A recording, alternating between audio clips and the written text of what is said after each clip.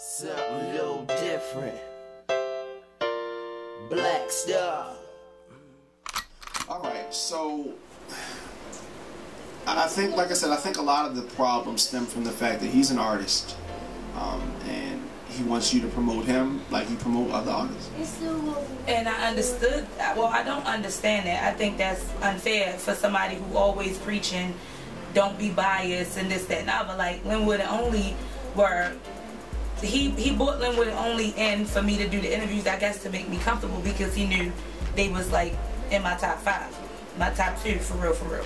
So, you know, he brought them in, and it was like, okay, you didn't charge Only and Linwood for their studio time like you charge everybody else. Well, the ones who paid you. So if you want to talk about being biased, then let's keep it 100. Me promoting you would be biased, because I don't like your music. So I would only be promoting you because we work together.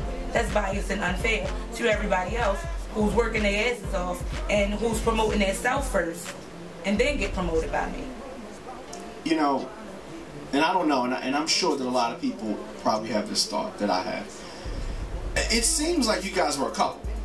Hell no. Well, I mean, this animosity, you got this animosity. You didn't promote me, you didn't promote me. You got a feeling I went over here, you weren't here. I'm representing, you're not representing. I'm carrying the flag, you're not carrying the flag. I mean, let's put this out there for the people that have this question, because that's what it seems like to me. Do I need to log back into my old Crystal page and show you my inbox? Like, what? we were never in a relationship. Okay. We were never a fucking couple. Okay. He was never attractive. He was never attractive to me. He didn't attract me in any kind of way. I didn't like his nappy ass cornrows or none of that. So that wrinkle ass white shirt, none of that. No, we was never in a relationship. The thing was that he made it as if all of these rappers was just telling me shit so I could promote their shit and this, that, and other. But the whole time, he was the one that was doing it. And I feel as though, now that I look back, I feel as though his whole scope was to just get more notice than what he was.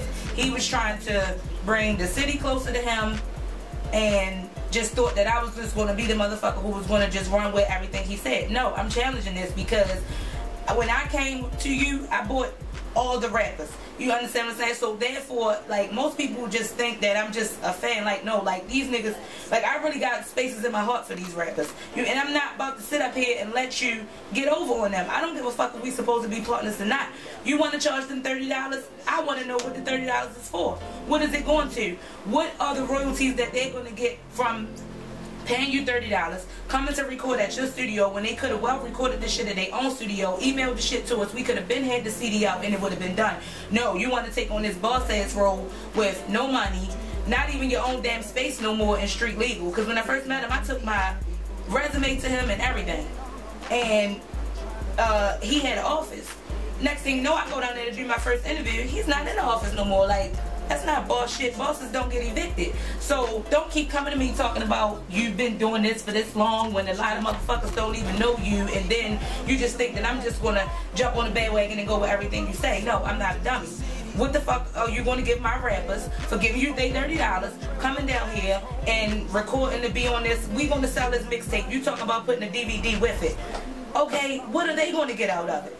Because I'm not about to let you get over on these niggas, and then when shit hit the fan, they at my throat because I supposed to been so for them. Promotion. Well, no, that's not. If that's the case, they could just pay me $30 for damn promotion. You ain't got to pay nobody $30 to come and rap for them and do an interview with them. Like, he wanted me to charge niggas for interviews. And for the record, mixtape placement, if you want to say Green Lantern, Who Kid, K-Slay, Clue, there's a price that they charge for placement on their mixtape, and that is for the exposure that you get. If it's 50, if it's 100, if it's 250, whatever the price is, you're paying that because of the exposure that you get from the brand that they created, and that's what the money will be for. True, but when I asked him, he didn't want to tell me that.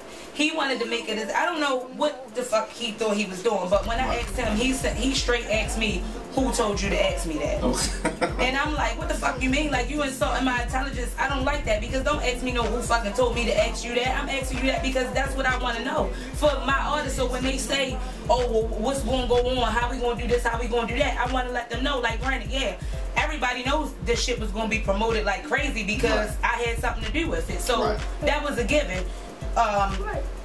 DJ Jabril was not hosting the mixtape. Squirrel Wide was not hosting the mixtape because he said Squirrel wanted too much money. I was going to host the mixtape. So, I mean, yeah, to be on the mixtape hosted by Crystal, some people might think, yeah, that's something good. But, I mean, that ain't really, I don't think it would have really been the same impact as if it was a Blockwork or, you know, somebody else would have hosted it. So my whole thing is, like, yeah, we can look at what DJ Clue and Jabril and Drama and all of them do, but like, we're not them. We're still in Baltimore with everybody else. Right, and you're building a brand. I mean, you said you were talking about insult, about him insulting you. There was a lot of negative things said from him. Do you have anything that you want to say about those things? I guess video clips and I things think like that. for the most part, the shit was lame, just like him.